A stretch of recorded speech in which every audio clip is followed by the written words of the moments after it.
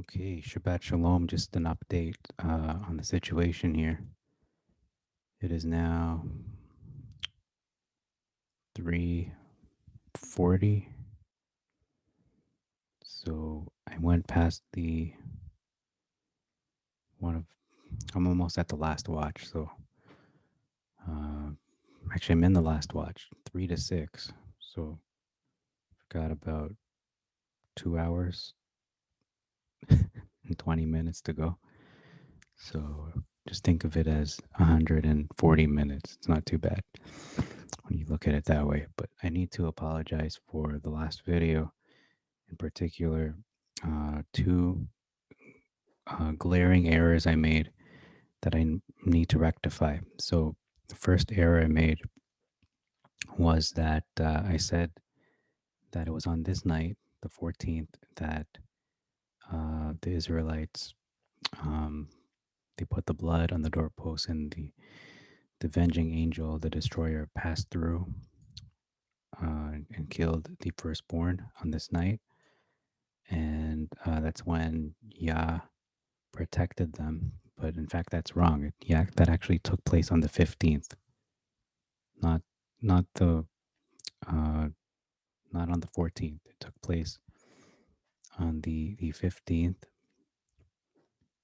which would be the start of the 15th, the evening of the 15th, according to scripture. I just, for some reason, my mind was not thinking correctly on that uh, on that fact, on the timing of everything. And there's another thing I did get wrong, and it's regarding the fast of the firstborn. Now, I may or may not be right, depending on what scenario you put forward. Um, so let's go through it. I'm going to go through what I just studied and did this quick write up. So, Matthew 26, verse 17, Mark 14, verse 12, it describes on the first day of unleavened bread, or fub. It is better understood, in my opinion, as on the topic of the first day of unleavened bread, or on the subject of, since at that time, in those specific accounts, the first day of Fub was still 2 days away. And John 13, verse 1, it's more accurate in respect to this. It says just before the Passover feast. So that is correct in John 13:1 in terms of the timing, the timeline.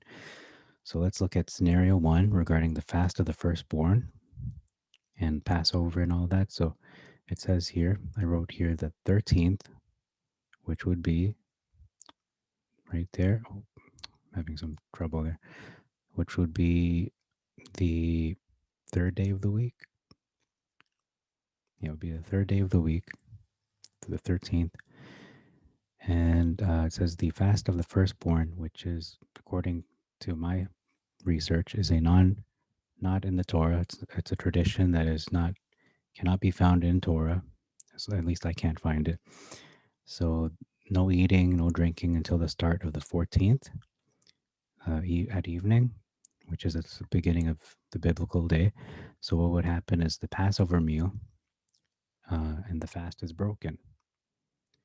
So unleavened bread and wine would be consumed, and the foot washing was done by Yeshua, followed by the watch to be kept to Yah, or the night to be much observed, but in the Septuagint, the watch to be kept to Yah. So no sleeping.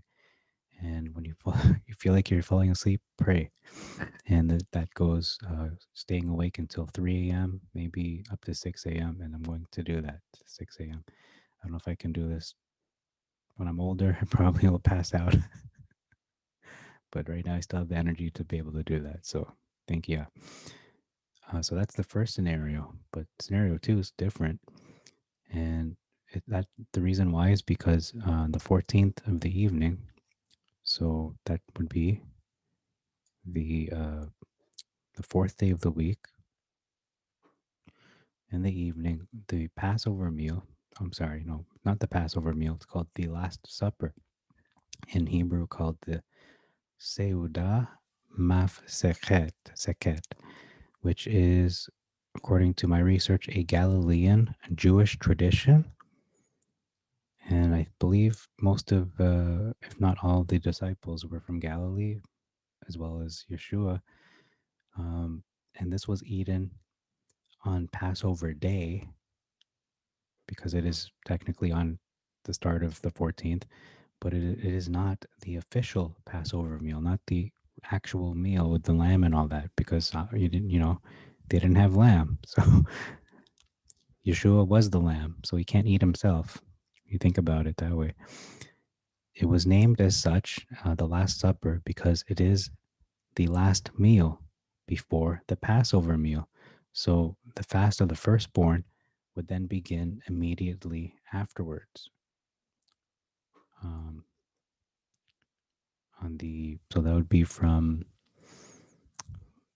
so they would eat in the evening and then would fast on the day portion, and then I guess it's a half fast. It seems like a half fast because they're eating and it's already evening, or I don't know if it's already night, but it seems to be evening ish. And then they would start fasting, I suppose, on the nighttime, and then the day portion, and then they would eat again, or their expectation was to eat again on the evening of the 15th, which was the Passover meal. So then the 14th day portion, look at the timeline here. The Passover sacrifice, the lamb is killed on the 14th, on the ninth hour, so 3 p.m. The blood of the Passover lamb is then applied to the doorpost and lintel. And on the same day, fast forwarding to the future, Yeshua was arrested, he was tried, he was falsely convicted, he was beaten, he was scourged, and crucified on the third hour, 9 a.m. The same hour, the showbread was to be presented to the priests, the Levites. And notice, Yeshua died on the ninth hour, 3 p.m., exactly as the Passover lambs were traditionally killed between 3 p.m. to 6 p.m., so before sunset.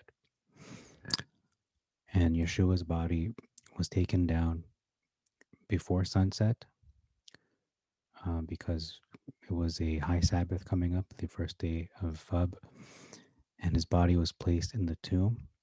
So that's the 14th day portion. Now, the 15th evening is a new day. This is the first day of Fub, and Yah defends the doors of the Israelites, or not even Israelites, just those who put the blood on the lintel, the doorposts, covered with the lamb's blood. So he protected and defended those residents that followed this command, protected them from the destroyer. So that's the 15th evening, which a lot of people in their minds think of as Passover, because they're thinking, the angel is passing over, or maybe Yah is passing over the houses. But I think a better description of that would be uh, the defending of the defending day, or protection day. Passover is really talking about the lamb, not what happened on the 15th. Um, I guess just a lot of different terminology gets a little confusing there. So that's the 15th evening. And that same evening, the Passover meal occurs. So this is the meal itself. So the Passover lamb is then eaten with unleavened bread, and nothing is to remain of it in the morning. Okay. The 16th evening, and as we know, Yeshua was already in the tomb at that point. I don't know how that connects with nothing remaining of him. I guess there was nothing left on the tree, on the cross. They removed his body during the day. So yeah, maybe that's what it was. I'm not even sure. I just don't know what it is right now. It is 4 a.m. So it's hard to put my thoughts together.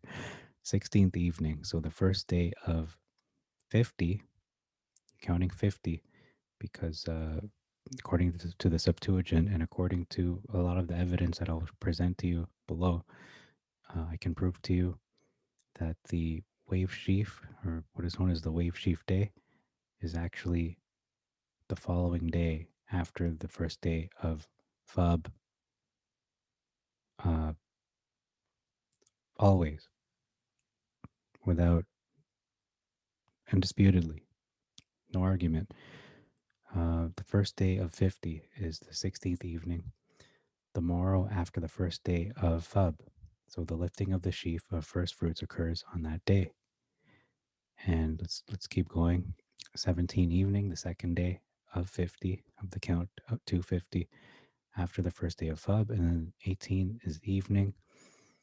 Starts in the evening. The third day. This is then the third day of 50 after uh, third day after the first day of Fub. And let's look at the what's here. The 18th.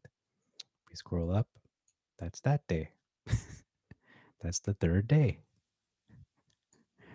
And if we look at what is repeated many times, at least a dozen times, and Yeshua repeated it himself. The Apostle Paul said this himself, that Yeshua was resurrected and he rose on the start of the 18th, which is the evening, exactly 3 days and 3 nights. That was the only sign he was going to give, the sign of Jonah. And not only did he rise 3 days and 3 nights after he was put into the tomb, after he died, but it was also on the third day. Now, how is that possible? How can you rise on the third day if you've been somewhere for 3 days? Isn't that then the fourth day? Right. Well, that's why I'm saying, if you look at the Septuagint in Leviticus 23, it says that the the day, the morrow after the first day. It doesn't say the weekly Sabbath. It says the morrow after the first day, which is the holy day. That's what it's talking about, not the first day of the week, which is Sunday. And if it was that, if that was the case, that would then be Monday. But we know that's not the case because we can see in this, in even this calendar, it's not on a Monday. Here it's on a Sunday because it just so happens to be, or it's not even on the Sunday. It's not on the Sunday. It's actually on the Friday.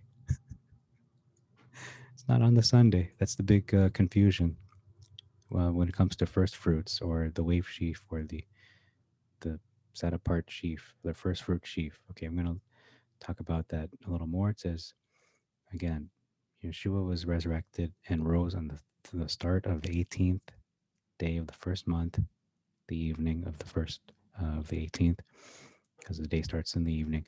So exactly 3 days, 3 nights after being in the grave, 3 days, 3 nights, and it was on the third day. He met all these conditions. It wasn't. It was exactly 3 days and 3 nights. There's no arguments about that. It's exact, precise. So this contradicts the popular belief that first fruits is always the day after the weekly Shabbat, i.e., on a Sunday, which is the first day of the week.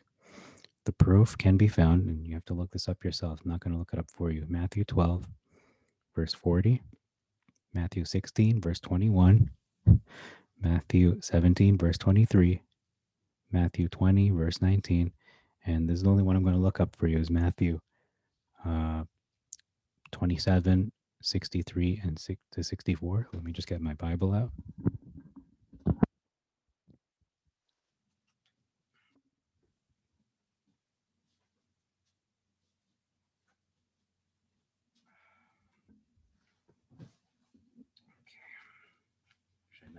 I meant my New Testament, not my Bible. It's the New Testament here, Matthew 27. Is it sliding now? Hit in that there. Okay. So Matthew 27 and verses 63 to 64 read like this. On the next day, the day after the day of preparation, the chief priests and Pharisees went as a group to Pilate. They said, "Sir, We remembered that when he was still alive, that impostor said, I am to rise after 3 days. So please order that the tomb be secured until the third day. Why would they say this? The third day? Why not the fourth day? Doesn't make any sense. In case his disciples come and steal him and tell the people he has risen from among the dead, then this case of fraud will be worse than the first. So, again, want to reiterate that these are the same people that came up with the Masoretic text. These are the same people. They called him an imposter. They wanted to cover up all this, the truth of what happened. And second of all, they called it the third day. The Pharisees correctly called it that. Let the tomb be secured until the third day. What does that mean? The third day after the first day of unleavened bread. That's what it means. That's the only way you can make sense of what Yeshua prophesied about himself multiple times. That he said that he would be given into the hands of the Pharisees and he would be put to death, he would be executed, and he would rise on the third day. How can you rise on the third day if you're in the grave for 3 days and 3 nights? That's the fourth day. Was this a typo? No, because you can see it's repeated like at least a dozen times. A typo happens maybe once, but not this many times. And from multiple people, multiple witnesses, multiple statements from different people, not just Yeshua, but even Paul. Uh, Mark 8:31, Mark 9:31, Mark 10:34, Luke 9:22, Luke 18:33, Luke 24, verse 7, um, and verse 21 of the same chapter, 24, and verse 46. Acts 10, verse 40. Probably read that. It's probably a good idea to read that one. So I'll look it up right now. Acts 10. All right, here it is. Verse 40. Reads like this. Once I get there, I believe this is the Apostle Paul. The words of the Apostle to the Gentiles, to the rest of the planet who aren't genetically Israelites. 1040. All right, here it goes. And we are witnesses to everything he did, both in the land of the Jews and in Jerusalem. And it's a fact that they killed him by hanging him on a cross. But Elohim raised him up on the third day. Notice, on the third day, and allowed him to appear. Here you go. That's all the evidence I need there. And then 1 Corinthians, I'll read that one lastly and then close the video. 1 Corinthians 15.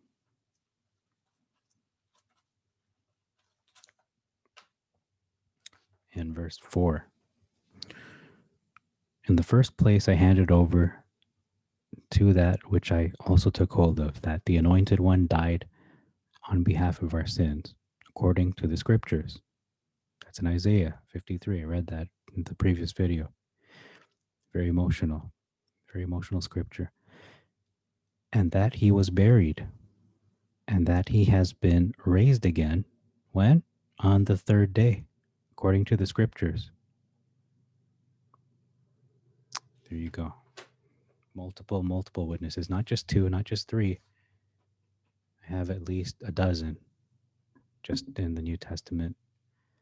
So that's all I wanted to present. I just wanted to rectify those two mistakes I made, that the Passover night, or what is known as Passover night, where the death angel, the avenging angel, the destroyer, killed all the firstborn in Egypt of both man and beast. And Yah had protected those households that had the blood of the lamb on their entryways. And that occurred not on the 14th, as I said in the previous video. It was a mistake. That was wrong. I was wrong. I shouldn't have said that. So I'm correcting that and admitting my mistake. It took place right there, the 15th, which was the evening, which was the first day, technically the first day of unleavened bread is when it happened. But many in mainstream Judaism call this Passover. And technically, they're not wrong that it's Passover, but it's not the 14th. Like, it's just a lot of, it is confusing. I have to admit, it is confusing because they kind of lump both of those days into Passover, even the whole week into Passover, just to, kind of harmonize it all. Where we know that the Passover meal really, uh, yeah, the Passover meal is on the 15th, but in terms of what is the 14th, like, what is that? I mean, it says the Last Supper was a Galilean Jewish tradition, but it was eaten on Passover day, but now it was not the Passover meal. The 14th was the day portion was when the lambs were sacrificed on the ninth hour, the day portion, before, towards the evening. Towards the evening means 3 p.m. Towards the evening is a specific time period denoting 3 p.m., denoting the ninth hour. So before sunset, which is 6 p.m. approximately, that would be towards sunset. Actually, 6 p.m. still in some places is not sunset depending where you are, but 3 p.m. is definitely not sunset. That's toward the evening. That would be the afternoon technically. So just wanted to rectify that, and the information I had presented regarding the fast of the firstborn, which is actually most likely I'm leaning towards this understanding. It makes more sense now that not only did they do this Last Supper, because I know in Sighted Moon they do present it this way as well. I'm not saying just because a bunch of, if everyone agrees it means it's right. That's not what it means. It just makes more sense that why would they fast and then break the fast and then, you know what I mean? It makes more sense because they are fasting after that Last Supper. It wouldn't be called Last Supper otherwise. And Yeshua was thirsty. And what else? Yeah, they would break the fast uh, for the Passover meal. But I guess my only gripe with this is we're not supposed to fast on the feast days. So that's my only issue with it. So did they really, I mean, did they fast on this day? Or was it a half fast? Because it seems like they ate on the evening, maybe even a part of the night, because it seemed like it was dark already. Maybe in the movies it seems like that, but maybe they ate earlier, probably before 6. I don't know. Uh, I mean, it's not an explicit law that you shall not fast on the feast days. Maybe it's a traditional thing. I know that the day you're supposed to afflict yourself is Yom Kippur, the Day of Atonement. That is, uh, undisputedly so. So, again, I wanted to correct this information I presented in the last video because I can't just leave it out there and just let it be wrong and pretend like everything's okay. No, that was wrong. It was not that event where the angel killed the firstborn or the destroyer and, yeah, protected those homes, those families, the firstborn of Israel. That was on the 15th, the evening of the 15th. And then again, with this Last Supper, again, I'm just learning about this. I just did some research and someone had mentioned this, and it does make sense that, yeah, Galileans have some distinct traditions that are, uh, yeah, distinct from, it's another word than distinct, different than the Samaritans' traditions and the Judean traditions. So that's all for this video. Thank you for your time. I still have 2 hours, less than 2 hours. So, yeah, bless you. And happy Passover to those observing Passover. Um, yeah, I'm going to close it now. Good night. I have 2 hours to go.